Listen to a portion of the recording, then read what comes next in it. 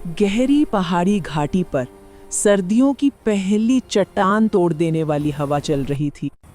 आसमान पर काले बादल जमा हो रहे थे, जैसे कोई बड़ा तूफान जन्म लेने वाला हो। इस घाटी में दो जीव रहते थे, चींटी, समझदार, मेहनती और हमेशा मौसम का हिसाब रखने वाली।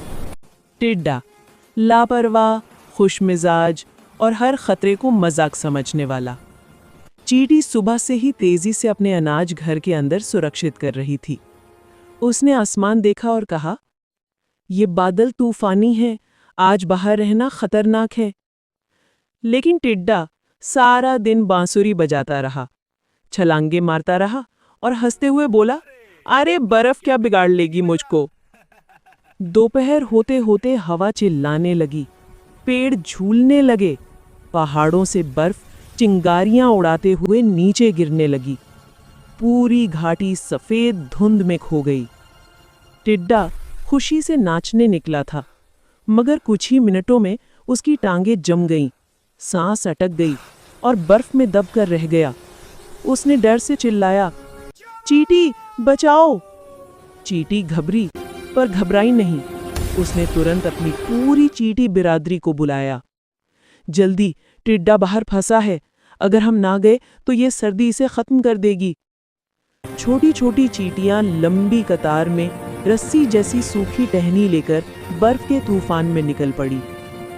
बर्फ घुटनों तक जम चुकी थी, हवा हर कदम पर उन्हें धकेल रही थी, मगर चींटियां टिड्डा की आवाज सुनकर धीरे धीरे आगे बढ़ती गईं। आखिरकार चींटी को बर्फ के ढेर में निमृत अवस्था में मिला।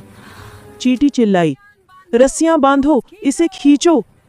सारी चींटियां मिलकर टिड्डा को बर्फ के तूफान से बाहर खींचती रहीं, जब तक वह सुरक्षित तरीके से चींटी के गर्म घर में नहीं पहुंच गया।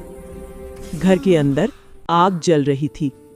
चींटी ने उसे गर्म सूप पिलाया, उसके पंख सुखाए और अपना नर्म सा कंबल उस पर डाल दिया। टिड्डा धीरे से बोला, मैंने तुम्हारी बात नहीं मानी और अपनी जान मुश्किल में डाल दी।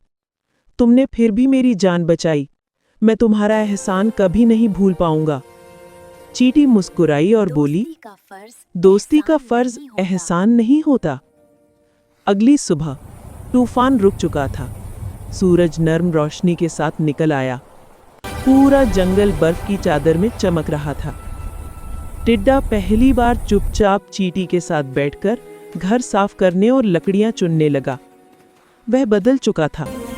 उस बर्फानी रात ने उसे सिखा दिया था कि मौसम मजाक नहीं है और दोस्ती जिम्मेदारी का नाम है।